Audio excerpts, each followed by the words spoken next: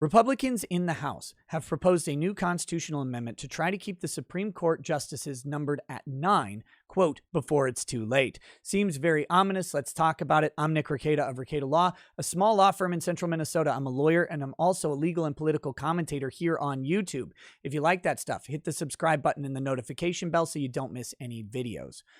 Also, if you find this informative, share it around so other people can stay up to date on it as well. Okay, so what is this? This is a failed constitutional amendment. There's no way the Democrats are going to join with the Republicans to do this. Republicans know it, but they want to make a public statement about Joe Biden's committee, which is analyzing the Supreme Court. The committee is going to look at 4 major areas: the current discussion about court reform and its history in the United States.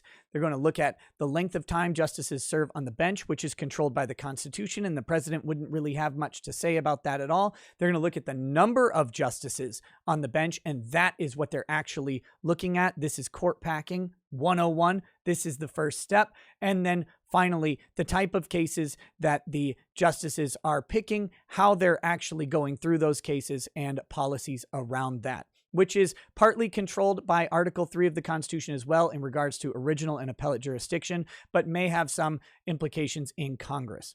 Now, the only one of these that the executive branch has major potential power on is the number of Supreme Court justices, which is not in the Constitution, but is controlled by the Judiciary Act. Now, with the Democrats having majorities in the House and Senate, there's a very real possibility that if they get rid of the filibuster, especially, they could pass a change to the number of Supreme Court justices, and they could appoint enough justices to consistently outvote the 5-4 conservative majority. That's likely the plan here, and this is the precursor to the plan. That's why Republicans are proposing this constitutional amendment. They want people to be thinking about the idea that 9 is the appropriate number, even though that's not in the Constitution. It's where we've been for a very, very long time. Now, the other stuff that they're looking at, the length of time justices stay on the bench and their ability to manage their docket and how they're actually managing that, have major parallels, along with the number of justices, all the way back to 1936 under FDR. When FDR was at the height of his power, he's the most popular president in history. If you haven't heard that mantra recently, I don't know where you've been living. He's the most popular president ever in the United States. He's trying to get the New Deal to bring the country out of the Great Depression in his mind. And the Supreme Court stood as a barrier, striking down major elements of the New Deal early on. He proposed a similar plan to what this commission is studying.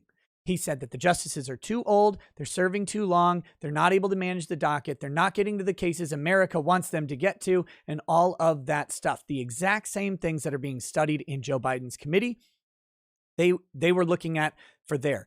And the entire point of this was to threaten court packing.